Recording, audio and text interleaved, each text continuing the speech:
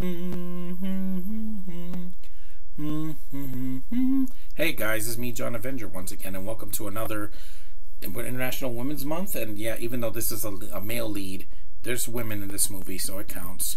It's a 2023 musical fantasy film directed by Paul King and co-wrote by Simon Farnaby, based on a story by King, and it is the 2023 hit Wonka.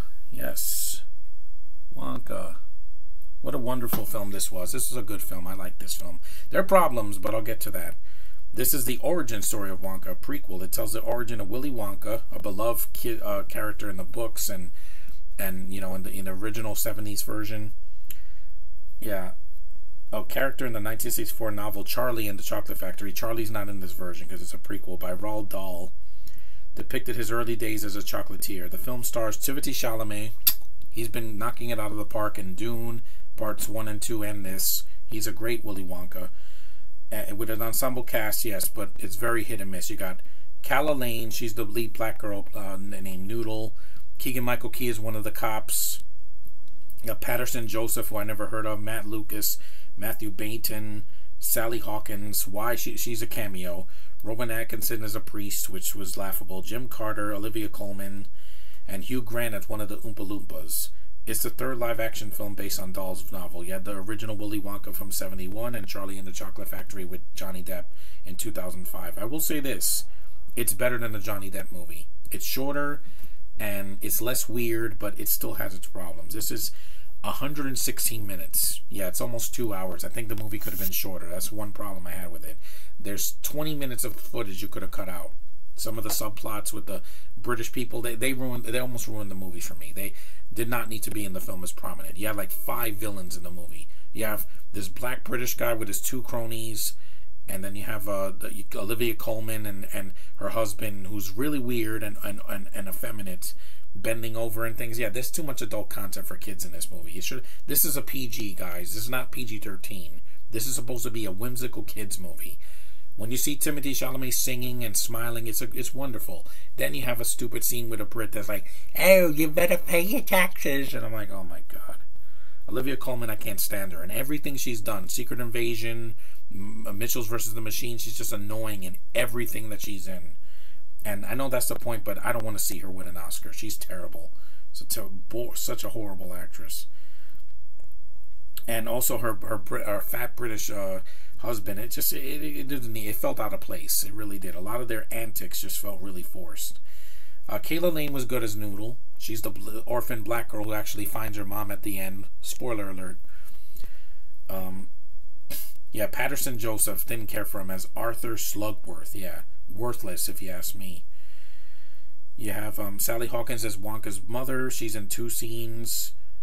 I liked some of the songs. They're really nice in the film. You know, especially with the Willy singing. You know, it's really and the critics liked this movie. It was fun. It was lighthearted. It had a lot of color, great sets, really good costume design. It was robbed of an Oscar for that. Yeah. And the movie did well. It made $17 million, $0.8 million in the U.S. and 410 worldwide, with a total of 628. It made more than any Marvel movie last year. Well, most of them, except for Spider-Verse and Guardians. But it made more than 2 Marvel movies and all the DCU movies.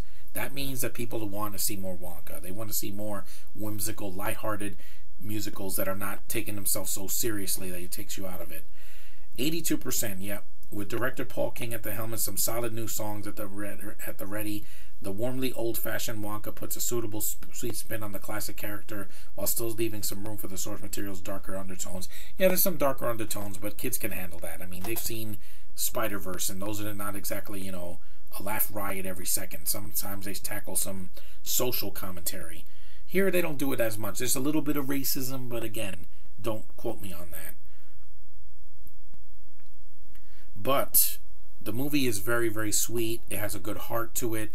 Timothée Chalamet has he puts so much into that role. He could have easily phoned this in, but going from emo Paul Atreides in Dune to this is like night and day. But he's really good, and he performs his heart out, and when he sings, it's very magical. It reminds me of old Disney films back in the day.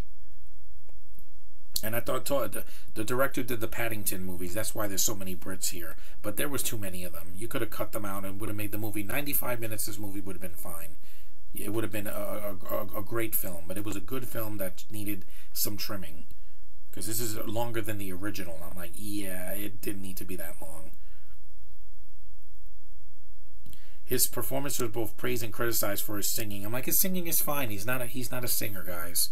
He's not, you know, Indina Menzel, but he does fine. It's not like, oh God, he's horrible. Like Emma Watson can't sing, but she can.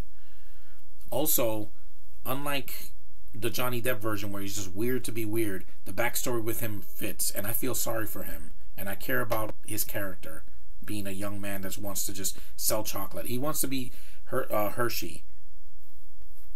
Yeah, and that works. And then these other guys are like, no, you're not selling my chocolate in this town. I'm like, yeah, I don't care about those characters anyway. I follow Willy. That's why it's called Wonka and not the British company. Sorry, BBC, but this isn't your film. Hugh Grant was fine as a Oompa Loompa. It's his face on a little midget's body, and they put the song. There's some nostalgia here, but it works. And the pure imagination is a beautiful rendition at the end. All the imagery looks wonderful. It's very magical, and the kids are going to love it. And except for the stupid adult jokes and some of the forced subplots, I think the film is good. It's worth a watch, at least on streaming. I should have watched this in theaters as Willy Wonka. They would have loved it. But I enjoyed the film for what it is. It could have been a lot worse. It could have been Liam Hemsworth doing the Willy Wonka, and that would have been miscast, a misfire. But here it works.